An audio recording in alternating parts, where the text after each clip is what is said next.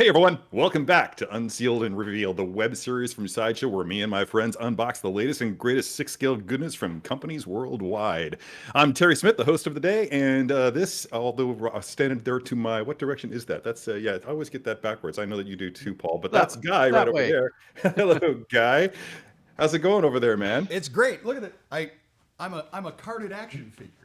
I don't know who did that, but it's a great idea. You need to get back in your box, Figure sir. out where to go with that. Oh, That is not mint on card. That is not not mint on anymore. card. Oh, that's I'm a so very limited cool. articulation, however. It's totally GI Joe Day here at Unsealed and Revealed. I'm pretty stoked about that because I've been a fan since 1983, on and off. But not quite done with the intros yet. I still got to talk about my boy Paul. Hey, down there, Paul. How's it going there in the Sideshow dungeons? Going well. What he means to say is contractually obligated to intro me. How's it going, everyone? Hi. Also, I still love that. I have not seen this. A little insight to the show. All three of us are constantly like working right until producer Sam is like, "Hey, we're going live." Yeah. We're all doing little things. So I didn't get to see that, but that is probably one of my favorite backgrounds we have ever done on the show. I kind of need one of those. I know. I'm just gonna get it set up back here because I've got so much empty space. But anyways, enough of that. Hi everyone. Happy to be here. We are watching We are watching you all right now, but we are live on Facebook, the Later Geeks Show Facebook group, YouTube, Twitch, and Periscope. Wherever you are, like, comment, subscribe, because every time you do actually like this video, Guy becomes, a different type of action figure. He gets just a little bit stiller, I get and that more price value articulation. and that one more point of articulation. Yeah, we could all Hashtag life use it. goals. Happy to be here, guys. This is a good That's figure. actually that's pretty much exactly what my life goal is as a six-scale figure collector, is to exist within the six-scale collecting community for so long that I myself become an action figure. There we go. Actually, that's happened a time or two with friends of mine. They've actually been made into action figures, and I've been kind of jealous. I got to pose one of them for him once, which was really kind of nice. weird. Yeah. Cryptic.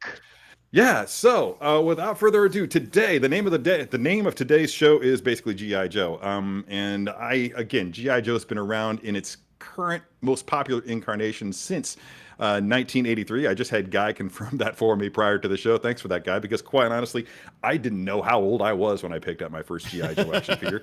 That GI Joe action figure, by the way, was the Jeep, I believe, called the Vamp, and it came with the action figure clutch. I also picked up a couple of Cobra Troopers. And Guy, what was yours? What was your first figure? My very first figure was indeed Snake Eyes. What a coincidence! Followed by Storm Shadow. Those were my two. That was my break into GI Joe, and that was the whole ninjas were awesome, and the idea of that. And that's when I did realize that ninja was not actually a job you could apply for. I believe it was my father telling me, you're not going to be a ninja." So.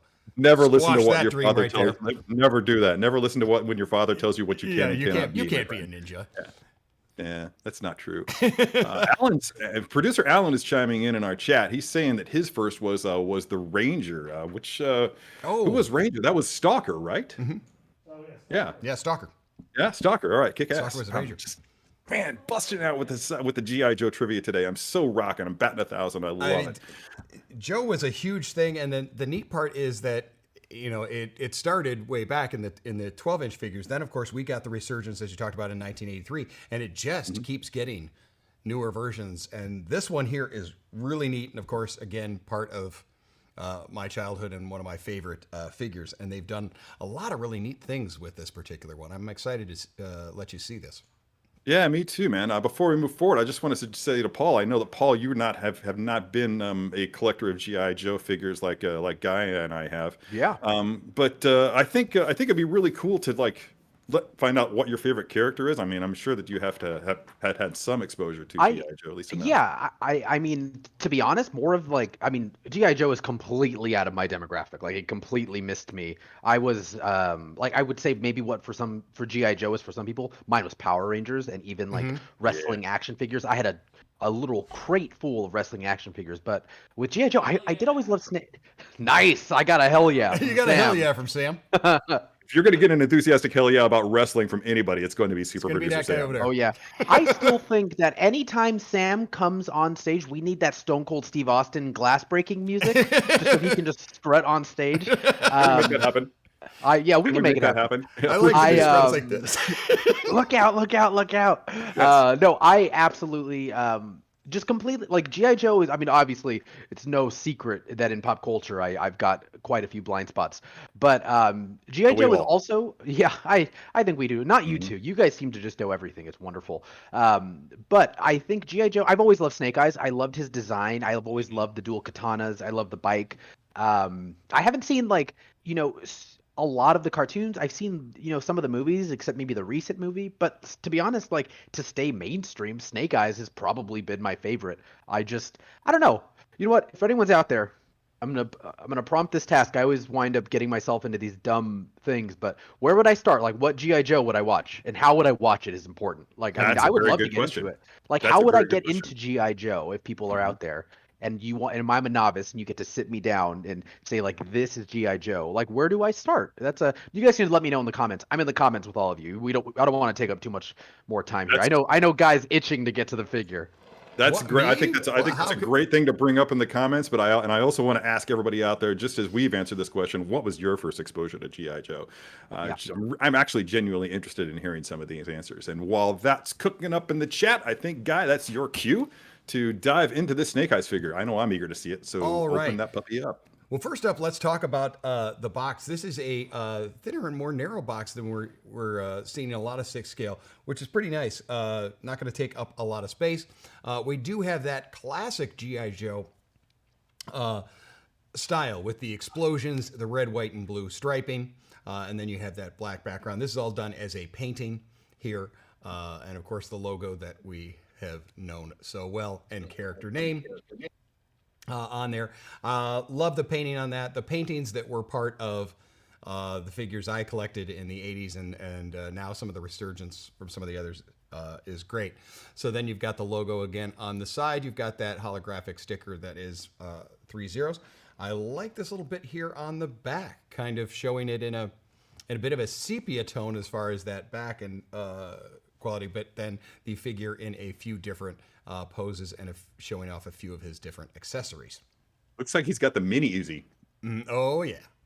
Yeah, not the full size one. There we go. And then on the other side, we're going to have side portrait. Now, this is open book style. Okay. Ooh. With window box.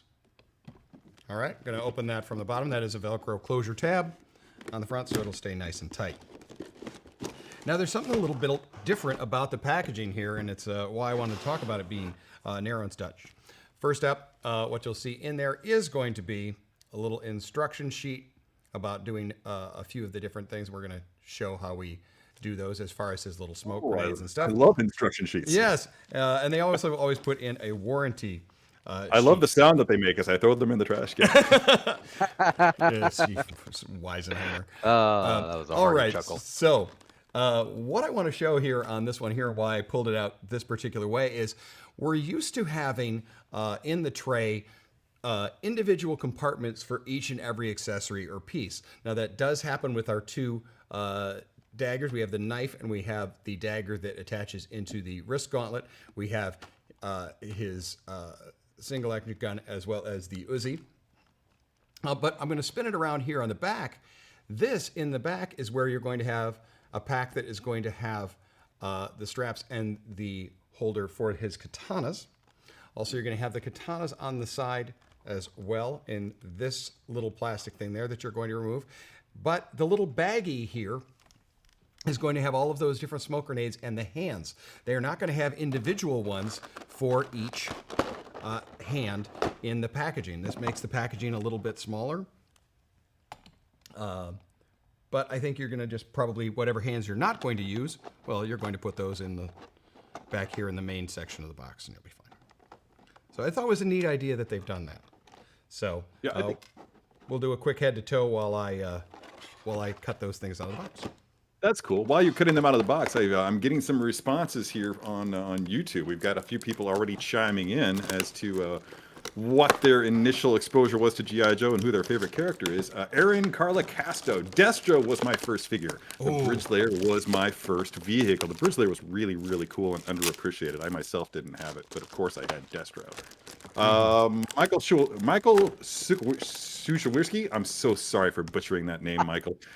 Marvel Comics, and my first G.I. Joe was Barbecue. All right, who doesn't love a good flamethrower? One of my favorite moments from Saving Private Ryan, by the way, was that flamethrower moment during the landing on Omaha Beach. Keir Bailey, G.I. Joe versus Transformers. Yes, totally underappreciated. Thank you so much for reminding me of that. I loved the G.I. Joe versus Transformers comic. That was so good. Right, Sam? We have something else to bond about next time I'm out there. We're seeing some Sam enthusiasm today. Love it. More Sam enthusiasm, please. Yeah. Anthony Barrera, original cartoon is where to start, but my favorite is G.I. Joe Resolute. Ooh, that's a good one. Wow, I'd forgotten all about that one. I didn't get exposed to that until I started working for Sideshow. Linda, my first exposure to G.I. Joe was the 12-inch ones my babysitter's sons were playing with. They couldn't get the scuba hood on them. Oh, wow. I legitimately have no exposure to the 12-inch figures, apart from the ones that Sideshow put out. Rich Hartley, all the way back to when it was under Marvel Comics Group, baby. G.I. Joe number 10 was legitimately the first comic book I ever bought. And my favorite G.I. Joe story, by the way, is G.I. Joe number 21, Silent Interlude, the introduction of Storm Shadow, for those who aren't aware. Completely text-free, nothing but artwork.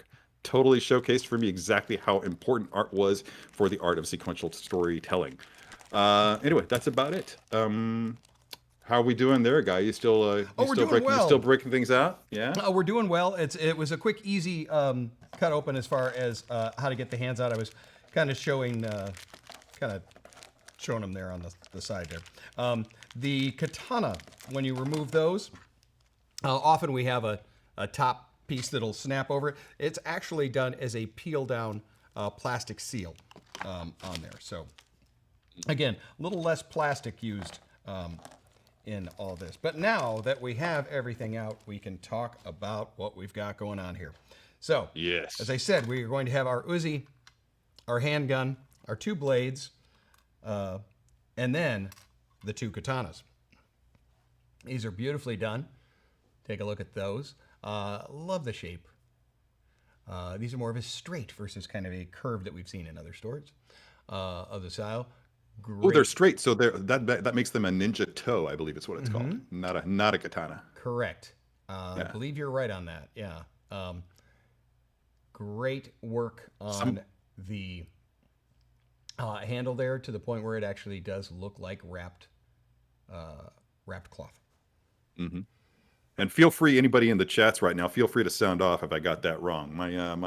My knowledge of martial arts weaponry is rudimentary on a good day, so I'm interested to find out if I'm mistaken on that. Now, one of the things that was in there, as I said, is going to be the straps over that hold both of the blades. Now, the nice part is, as we've seen with some of the other companies doing this, is giving us that big kind of foam block to hold its shape. Okay, so it's not smashed in there. I'm going to remove that foam block on there, cool. And we will put that on the figure in just a little bit. And you're going to have 6 of each of these. We're going to have I'll hold them up with the tweezers. We have 6 of our smoke grenades. That's excessive. Okay, I'm sorry, 3 of these, and then 3 of our other grenades, 6 grenades in total.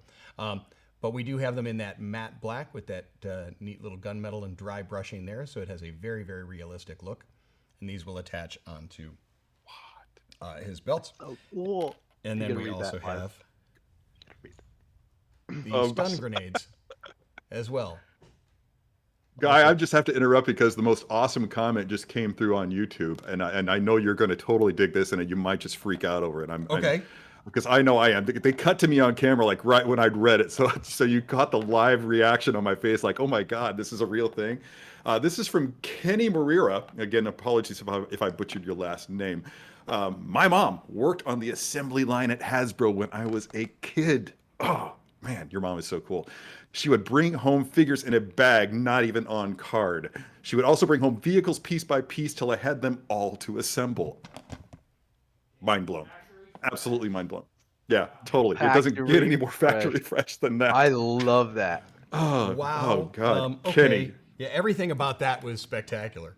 Yeah, Kenny. If we ever meet at a Comic-Con, I'm totally going to go have a drink with you. We're Yeah, going to talk. yeah, we've we're got going to to talk discuss. Joe. Wow, that's neat. Awesome. I've quickly done one thing on the figure to show off a little bit and to put the shoulder harness there for the swords over there.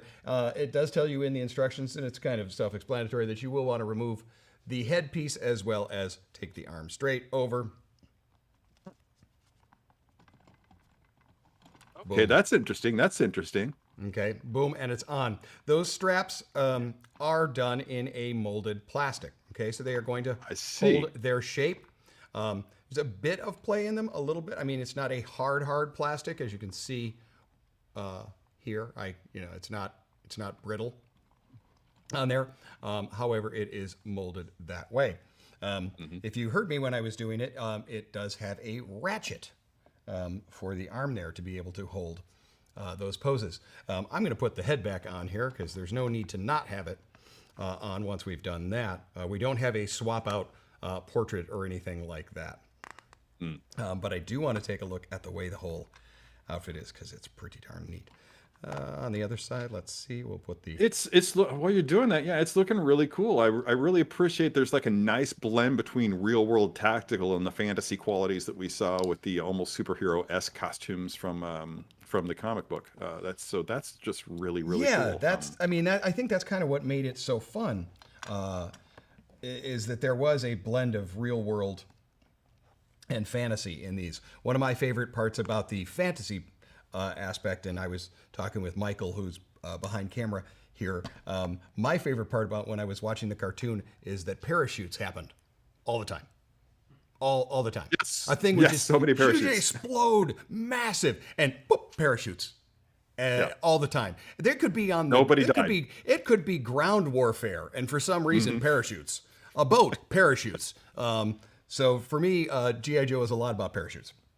Had to drive it home that there was no death in G.I. Joe. I think that was what they were going for, was to tell you, don't worry about it. I think that's also why we had laser guns instead of actual machine guns. Exactly. I think so. Yeah. I think so. But again, playing into that fantasy part. Okay, so let's take a look at some head to toe talk about the fabric and how the figure is made, and then we'll do a full dress of the figure. So you have up on the top here on that portrait that is sculpted and painted. If we do a close-up on there, what I dig on that is you are seeing those kind of scrapes and a little bit of roughage on there. Okay, this is not... We got some decent weathering. That's cool. They've done a little bit of weathering that, he's leaping over buildings and this, that, and the other. You are going to have little scratches and stuff. Not necessarily big battle damage, but again, not brand spanking new clean. Breaking up that texture, and we talked about that tactical. You talk about those panels on kind of the front chest, and what almost has a bit of unique chainmail look on that undersuit with these panels over it. This is a really neat design of the suit versus just kind of a straight black type suit that you see here. I'm going to see if I hit a little underlight that we can pop out those textures a little bit more there. And you see that those work down into the abdominals as well. Then around the mid-belt section, you have that matte black. We talked about the weathering. You see that the clasp that holds that harness over the shoulder. I didn't scratch that up or anything like that. That's actually the weathering that's done that way. I didn't damage the toy. If you say so. If I say so, right? It's a likely What's this? story. Call it battle damage. Around on the belt, and I'll spin this all the way around, you do have all of those little pouches and gears. Now, those are attached on there, but they do have a little bit of movement to them. So when you are doing it, depending on perhaps how far you move the leg out to the side or anything like that, you wouldn't have to worry about them getting beat up. Working the way down, you've got the straps, and on the one side, we have the holster that will hold our handgun sidearm. On the other, pouch. This is a sculpted pouch, but you can figure maybe he's got C4 or something in there. I'm not exactly sure what kind of weaponry. I like that the black suit there down on the pants, you're going to see that there is kind of that slightly shinier pinstriping done on there. And that is a heat transferred printed on the fabric, breaking up that solid piece. Then the kneecap armor, definitely in a very, very dark gunmetal. But as you see around the shin and the boots and all, it really has a very different element. I'm going to do it with both light on and off so you can see kind of the change of that metallic color on there. Again, also given a bit of that scrape and weathering. Very different style shoes. See, they arch in the foot. We're not you're used to seeing a flat shoe. Seeing the arch is pretty neat. This is a cut ankle boot. This is going to allow for a lot more motion. Of course, something you would expect to have with a ninja. All right. We work up toward the top and take a look at the arms. Mm-hmm. Yeah, that same metal look that you had on the boots is actually also done up here on the, what I'll say is the wrist guard or gauntlet, but is also done on the hands. Okay, on That's each great. of the That gives a different nice swap-out balance. hands, you're going to have that metal. Okay, I'm going to hold up one of the different hands so you can see, but even on, say, the gun hand or something like that, you have that kind of metal plate on there. One accessory that I think is pretty darn cool, and since I have that arm out, we will show it, is going to be this blade here. Okay, both his knife and the blade, this hidden blade, are done in that matte black, but they have done some weathering. So the matte black, as you know, would have been painted on actual metal, but has been scuffed off through battle or other. Now I'm holding it via the tweezers on the little peg, and that will peg in right underneath here. I'm going to spin it around to do it. But just to be clear, while he's doing that, everyone, we are not talking about Matt Black, the infamous Sideshow sculptor. Yes. of great renown. This is a completely different Matt Black. But as you can see there, got a very different one. And since we have that blade extended, we can now show, if you can hear those ratchets, okay, we are going to have that double joint, giving us a little bit more than 90 on our arm. Slightly more than 90, yeah. Slightly more than 90. You are hearing those ratchets. You're also going to get that ratchet up in the shoulder. From the right angle, that blade looks like he's giving a rude gesture. Well, that's why I just now removed it. That's why it's hidden. The other blade that he comes with, I actually did already put into his belt right over there that you see. Okay, so that is a removable one if you use. The hands that he's coming with that is on the figure while I'm doing some initial points of articulation are a relaxed open. You are going to have both a right and left trigger, right and left for holding blades, and right and left fists as well. Good, I love options. Cool. Yeah, well, you know, it's good to have options, particularly with something like that. Then on your front piece here is where you're going to attach your grenades, and they have you attaching your stun grenades down here on the leg. Do they just hang from the strap by They just hang from the strap. We can attach those later. In fact, it might be the kind of thing, Terry, where you and I do a pose and we attach them later. One of the things it's a good thing. It's a good thing then that I unboxed my box of hand grenades so that I can hang them from my belt. It's a good idea. For the sake of realism. I'm yeah. I didn't do that. This is why you're always able to go first at the grocery store. People always let you Oh, is that why? go in line there. So we'll ratchet the arms downward again, and we're going to show our forward motion. You're really only restricted via the suit, obviously, because he has a suit. We're not going to spin the arm all the way around, but you get good range of motion on that, as well as that kind of butterfly style joint. Yeah, they are so smooth. They're buttery. They're buttery joints. Boom. There it is. Putting the butter in butterfly. Exactly. 10 out of 10 recovery. For recovery, Guy gets a 4.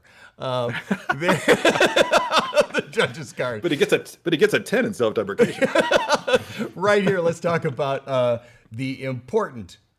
Which part is this that we talk about, Terry?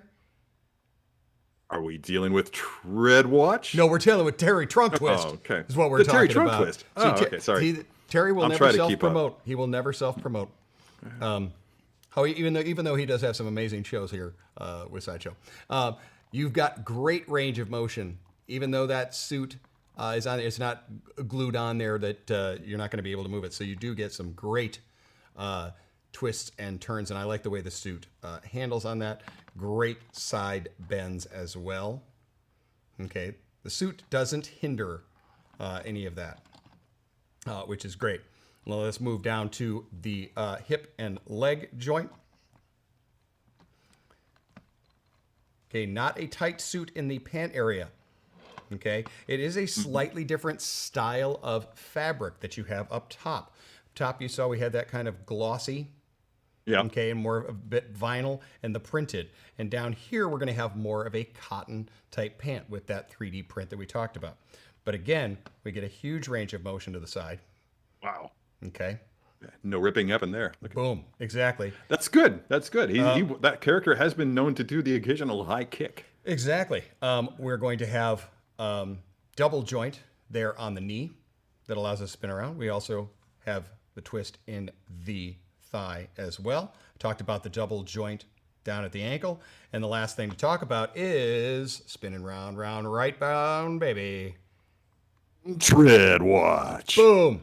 Nailed it 2 times in a row. Exactly. Talked about that unique shoe. You know what? Maybe somebody in the chat knows, maybe you know, or Paul knows, the type of shoe that actually kind of has the separation between the big toe and your 4 smaller toes is kind of done in the bit of the tread there, which I think is kind of neat. That style. But I dig the way the design of this is. I really am liking the design of the shoe and armament on there. Wow, this is fun. Just by kind of moving it to show up points of articulation, he kind of did. Well, let's pose one. He just did fall into a position. I have a note here for us to start posing at 10:30, so we got that done 2 minutes early. Oh yes, awesome. Cool. Yes, we All right. jumped Ahead that of schedule, everyone. We jumped that. All right, last thing to take a look at is our weapons. All right, here is our handgun that we talked about. Okay. Always like when they do this. Threezero's been nice. doing Blowback. some great work with all of the different lines that they do when they do figures that have real world style armament, is that they will have that kind of sliding back.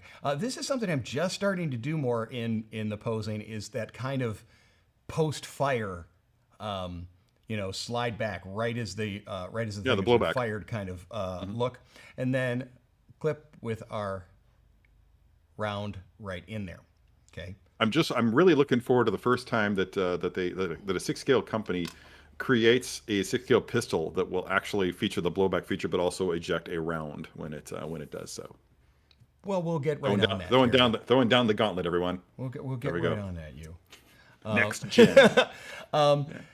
This was one of the main reasons that we got the Snake Eyes figures. It was so neat, but that early 80s, if you watch any of those 80s action movies, the Uzi was just the big thing. Uzi. We all had different kind of ways in which to pronounce it. Done a little bit of the weathering and firing there on the barrel. Like the handgun, it is going to have a removable magazine chamber there.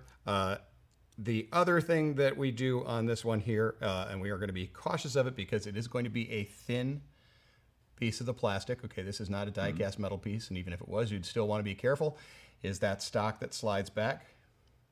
You can see it has a little hinge on there. Okay, so you can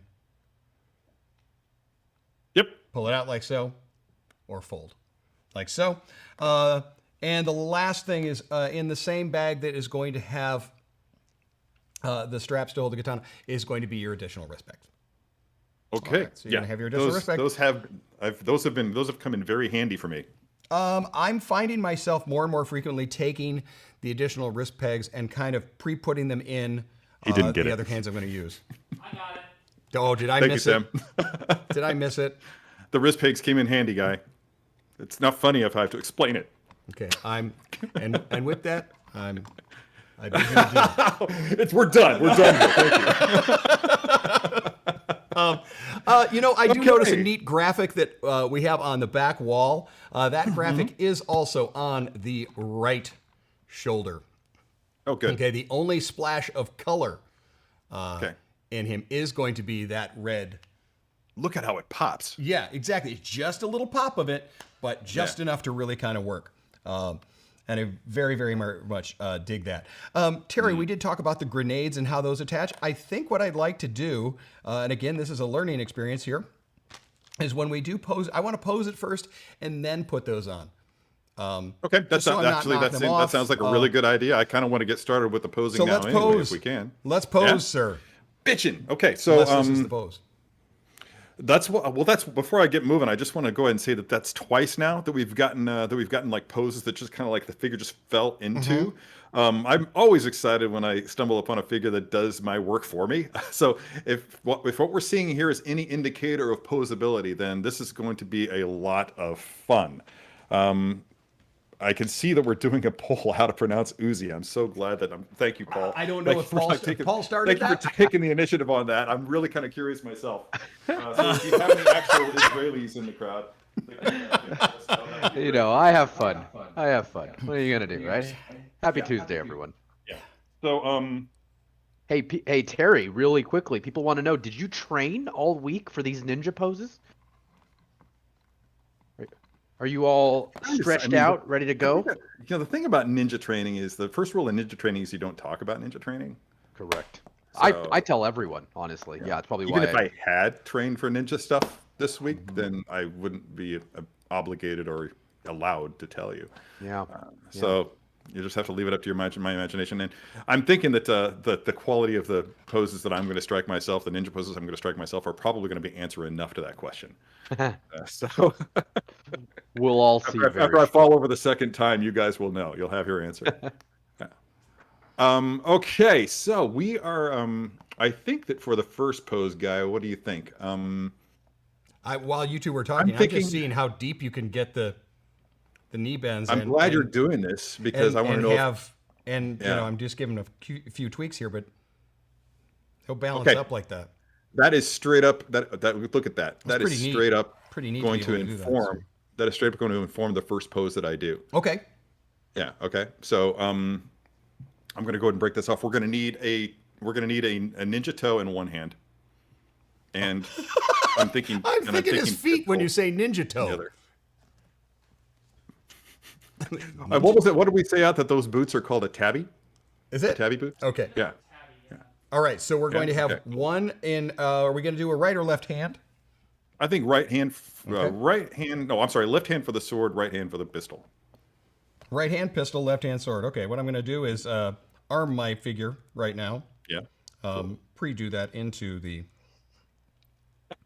hand. Somebody just called me a master ninja in the YouTube chat. I appreciate the faith. Keep the faith. Yeah. I just Kung Fu think fighting. I wanted to say that I had a question that I wanted to ask the audience, but it's completely escaped my mind. Maybe it'll come back to me before the end of the show. I'm going to stand up and get my own accessories ready. I have to accessorize. I do not have a ninja toe in my collection, but I do have lightsabers. So that's going to have to do. I do have a small collection of airsoft guns. Okay. So I've got a pistol. And I did say right hand sword, left hand gun, right? Yes. Yeah, that's what I've got. Right hand gun, left hand sword. Yep. Yeah, that's it. Okay. All right. Let me know when you're ready, Guy, and I'll. Okay, I'll you go ahead. right ahead. Yeah. I'm I'm gonna. just trying to decide here because now I'm thinking what I want to do is I want left foot forward and bent really deep at the knee. Okay.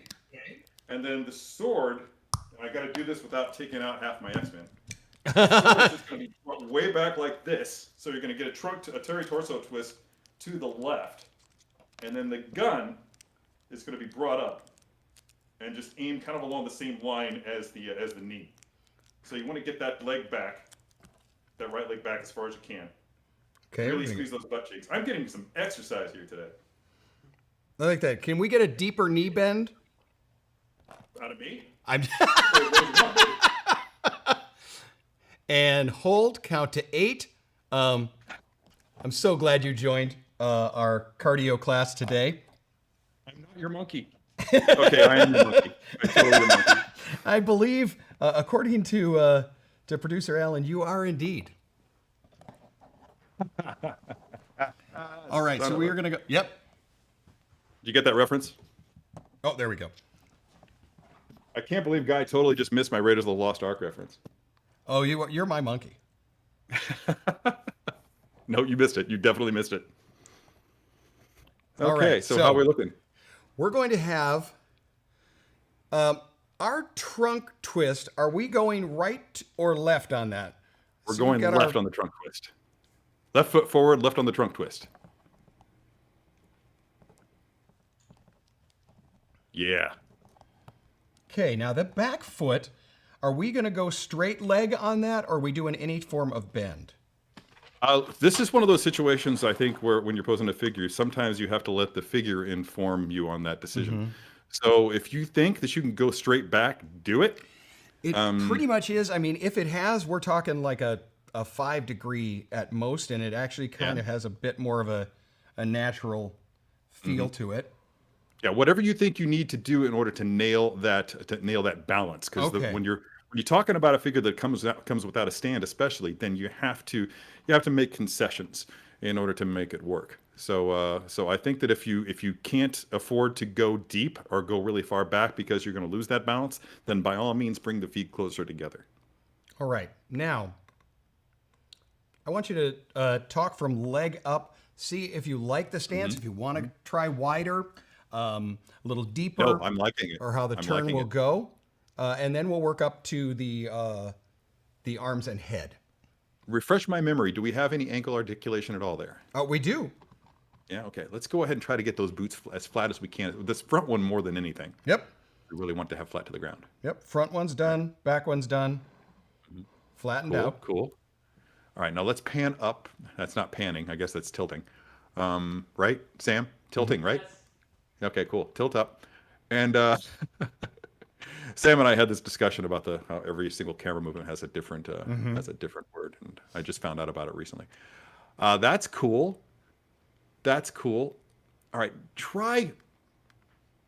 Can you raise the arm up any more, Guy? Is that pretty Right or much left? as high? The pistol arm? Yeah, the pistol arm. Thank you. Yes, the pistol arm. Pistol arm there. Yeah, good. Do you want it? Because I really want that up. I really want him to be like just like aiming down well, he's one-handing it, but he's going to be aiming down that sight. Okay. He's a professional, man. He doesn't shoot from the hip. He's no cowboy. Yeah. Okay. This is fun. This is fun. It's a fun figure.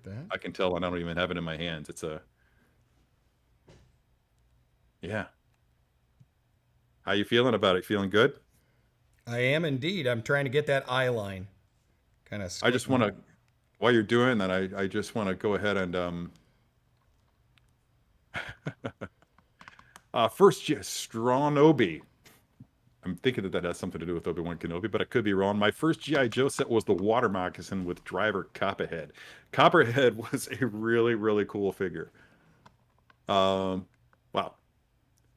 It turns out that Michael's last name is pronounced Sochaworski. That's very, very cool. I remember when David Desmalchin actually taught me how to say his name by saying that a friend of his came up with the phrase "the small chin." So if you're wondering how to pronounce that actor's name, then that's how it's done. David Desmalchin. So he has a beautiful chin, by the way. It's not small at all. There's nothing about David Desmalchin that's not beautiful. It's fantastic. Everything about him is great. I mean, you saw. I'm taking it. Everybody here has seen Suicide Squad by now. So, I mean, I never really thought that I would love the Polka Dot Man. So, thank you so much for making that a reality in my world, David. Playing Peter DeVries in Dune. I am so stoked. Is it Peter or is it Peter? Did they get that wrong? Yeah. It's Okay. the small chin. I think in the we are now coming up, Terry, on Yeah? 2 years of Unsealed and Revealed, and this is the most we've ever heard from Sam in a 2-year period. I love it. Sam has been let off the chain, Yes, ladies and yes, gentlemen. That's let him right. go. Ladies and He is gentlemen, that's why they make decaf. We did not give that to Sam today. He is a He commentarial is love it juggernaut, today, and I he's- love the enthusiasm. Last So I think we thing- got it there. Talk the about one that thing I would sword probably arm. do, yeah, the one thing I might do, I think that it's fine the way it is. Actually, it is really, really good the way that it is. But I would, just being me, I would try to bring that back, just give it a little bit more follow through. Like he's just slashed with that He's sword. just and that's why slashed. Okay. Yeah, exactly. And I think the position of it is pretty good right there. Yeah. What about the blade? Oh, yeah. Let's take a look Nope. at that blade angle. Turn that around. I would probably give it about a not quite like an 80-degree rotation towards the up, towards the up, in the most natural way. Obviously, it's not going to rotate the other way because that would just basically break his wrist. But the way you're going is proper, slightly higher than parallel to the ground. That's Okay. it. You want it high up That's like it. that. Okay. That's it. That's it. Nailed it. Okay. And one last thing, just to really give it some icing on the cake and make it look badass, is I would tilt that chin down just a little bit. Yeah, that's right. Give him that game face, and rotate the head just a little bit more towards the pistol so that he's looking down the line of the sights. And that's it. I love it. Look I'm at that. stepping away for a second here.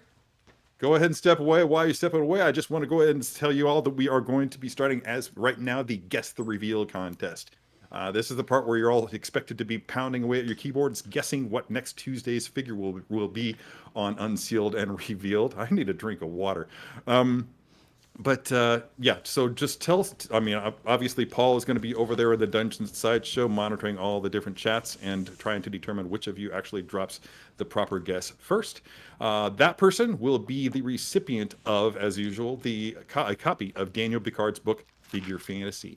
For those of you not familiar, Daniel's book, Figure Fantasy, is actually a collection of photo illustrations done by that fantastic Canadian photographer and six-scale aficionado. It's a really remarkable book. What he does is he does composite imagery of six-scale figures and puts them in real-world environments in a way that's almost never been replicated.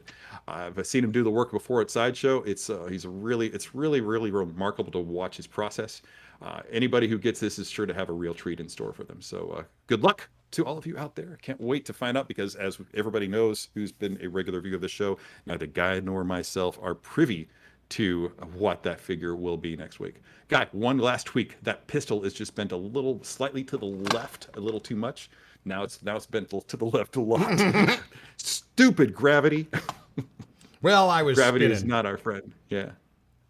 We're all spinning. That's cool. That's cool. We need to move on to our next pose Yep. anyway, I think, right? Yeah, exactly. Okay. So I think for this one, let's get both swords in hand. All right. Yeah. I only have one sword, though.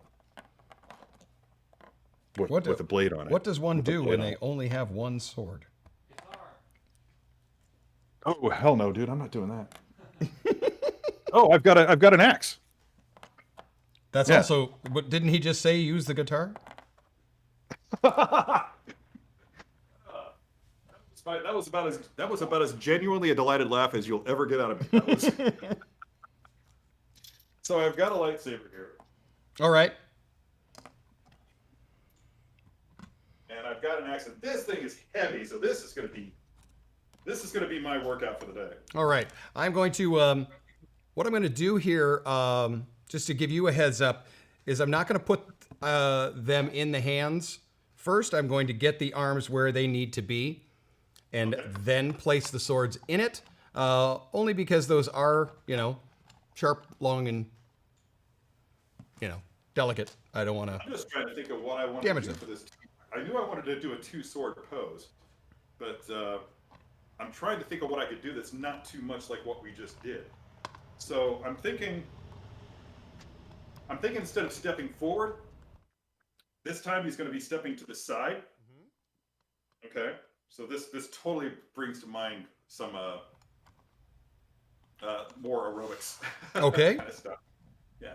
So, God, I just wish I had another sword. We're going to change that for you. You know, Sideshow does have quite a few different swords available on the site. As a 1/1 scale collector, I've bought a lot of them. I'm just going to grab a second lightsaber hilt, and you're just going to have to Okay, imagine. we're going to have to imagine. Okay.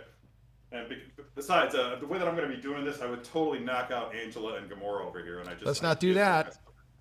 Even for our art guy, I won't make that sacrifice. For No. Our art. Yeah. Okay, so yeah, thinking like he sidestepped, Okay. and then then we're gonna have one sword out this way. Okay. And I'll switch really quick so that you can see where the blade ought to be. But the blade's gonna be kind of back and down. Okay. All right. And I think the other one is going to be, yeah, just like this. Okay. All right, and I'm turning the truck. I'm trying to do a Terry with a bit of a head tilt you got going on there. Oh, stay in that pose there. Stay there, mister. I'm thinking that we should probably get the other saber, the saber in the left hand up, like he's doing a block. Okay. Okay. That's a block and parry. Do you need me standing over there still? Nope. We're gonna start from what you did there, and then I'm going to armor our Snake Eyes here, and then you are going to talk about the tweaks. You know, it's always fun doing the pose by proxy. Of course, you know, we're not always going to nail them. I myself am one of these people that will spend most of the day posing a figure. So, yeah, it's like taking a class here, and I like that, Terry. I may not always nail them, but boy, do I like doing the schooling. I'm just going to walk. I'm just going to bring up, Guy, that while you're talking about that, yes. Ever since last week, when we were doing the Iron Man, the 4.0 Neon Tech Iron Man, I have been working on a pose for my Mark 50 in response to that since that day, and I just finished it at 1:30 in the morning, just this past night, by making a 2-degree tilt to the head. And that was the final touch. So it's been the better part of a week, and I finally hit that pose. So yeah, it takes me a long time. I honestly don't know how good I would be as a contestant on Strike a Pose. I don't know. I was not a good one. Yeah, I was not. And you were fine. You just weren't the best. Correct. I did not win. For those who've ever watched that episode, hopefully they delete that. No. You came in third. Yeah. No, don't do that. Yes, Don't do I that. did. I actually came in fourth. All right. Even though there were only 3 contestants, the cameramen did better than I did. All right, really cool. That's the thing of it is that the cameramen have all have all sat in on multiple episodes of How to Be a Poser. Correct. So they've been my most active students, so to speak. Wow, Terry. So, but really quick, I just want to tweak this really quick. But before we do, Paul, do we have a winner for our Guess the Revealed? We sure do. So, Yeah. congratulations over on YouTube to Rebecca S. Oh, Rebecca. Rebecca. Yeah, Yes, she's a frequent congratulations. You're going to go ahead and email social@sideshow.com. That is social@sideshow.com. Let us know what you won, where you want it, address and phone number. We will get that incredible Figure Fantasy Daniel Picard book out to you as ASAP as possible. Give us a couple days to respond, please. Just for the record, the first place that I ever heard the phrase ASAP was a G.I. Joe comic book. Look at this. Really? Yeah. The synchronicities just keep on happening. Full circle, baby. All right, Well, don't keep us waiting. She any knows longer, what it man. is, so let's find out. What am I going to look reveal at? is reveal the reveal. Unsealing and revealing the Leatherface 6-scale figure Oh by boy. Sideshow. This is one of the pieces that I have gotten to see, and it is beautiful. Oh man, I love this piece so much. Sideshow's really been diving into, and they have for a bit, the classic horror. As of course, you know, Spooktacular is always a big time of year at Sideshow. But all throughout, we can always know we're going to get those great classic lines. And so this is a little bit spooky. No, I will not be wearing a mask like that for next week's show. For those of you that are wondering, will he come in makeup or a wig? This figure doesn't scare me at all. No, it's not mildly disturbing. Not even slightly. No, not in the least. I'm going to put this off to the side while you Nice. help me tweak this last deal here. While we were going over that, the one thing that we didn't do, I said once we had them posed, I would add them. Is our grenades. Grenades. That's cool. Yeah, we want to see that. So I actually had a different idea in mind for where to put that sword, but I'm totally cool with that. That looks kind of neat. No, we can do the sword I would have had it a wherever. little bit. I would have tilted that. I'll use this. Which one? The front sword. I would have tilted that down a little bit and had it off to the side so that the blade is kind of serving as a block, like he's just raised it up to block an We're overhand talking strike. the right hand. The forward hand, yes. Forward hand is our upper Right left. hand. You want this one or you want this one? The one in front, the left hand. Okay. Yeah. Twist to the side, block. Yeah, and then rotate it so that I can see it head on. Because we may need to adjust the position of that arm. Rotate it to the left, please. I'm playing. You're not allowed to play, guy. This is work time. I'm that's trying to good. get. I'm trying to get a good actually- head angle on if you were blocking, Yeah, like a downward thrust. yeah, I think that's good. Yeah, that's perfect. How would that be?